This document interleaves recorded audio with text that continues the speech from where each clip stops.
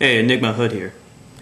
I want to comment on the recent controversy surrounding the New York Post cartoon, which has been viewed as racist. For those who don't know, it depicted a chimpanzee being shot by two white police officers, and has been criticized by many as being racist and racially insensitive and offensive.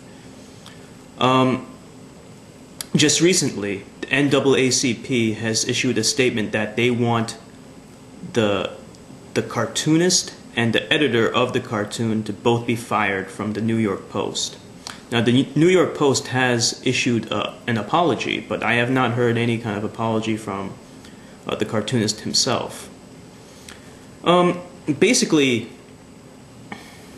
what the cartoon, I guess, was intended to mean was it was drawing some kind of weak parallel between the recent shooting of the chimpanzee named Travis, who mauled a young woman, or actually I don't know how old she was, but the woman was badly mauled, I think missing a nose, and had to get many stitches. And the chimpanzee was shot to death when it tried to open the driver's side door of a police car.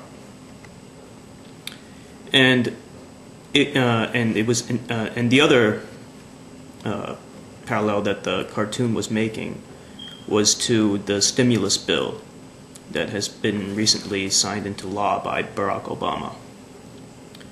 Now, the thing that I don't get is, where's the parallel? What do they even have to do with each other? What the cartoonist was trying to imply, I guess cartoonists are trying to bring to the public eye recent events and draw some kind of ridiculous parallel between them and say that there's some kind of humor there. But I don't see the humor in this at all. There's nothing really funny about it, and they have nothing to do with each other. Shooting the chimpanzee and then saying they'll have to get someone else to write the stimulus plan. What does that even mean? You're saying that a chimpanzee wrote the stimulus plan? No, it was written by several people. I don't even know who wrote it. It wasn't Barack Obama, though, although he was one of its biggest proponents and signed it into law. Now, people are saying that this cartoon is racist. Now, is it racist? I don't know. I don't know what was going on in the cartoonist's head. I've looked at some of his other cartoons, and he seems to be leaning towards the Republican side.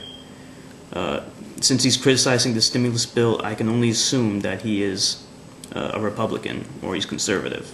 That does not bode well for him so far. But the fact is, it was offensive. I felt it was offensive. Whether it was racist or not, it doesn't matter. It was offensive. And the thing that we have to ask is, what was he thinking when he drew this comic, or this cartoon, whatever you call it?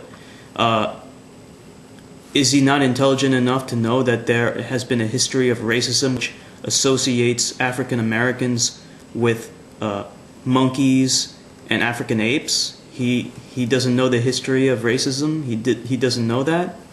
If he doesn't know that, then that means he's an idiot. He's a complete moron, because everyone knows that.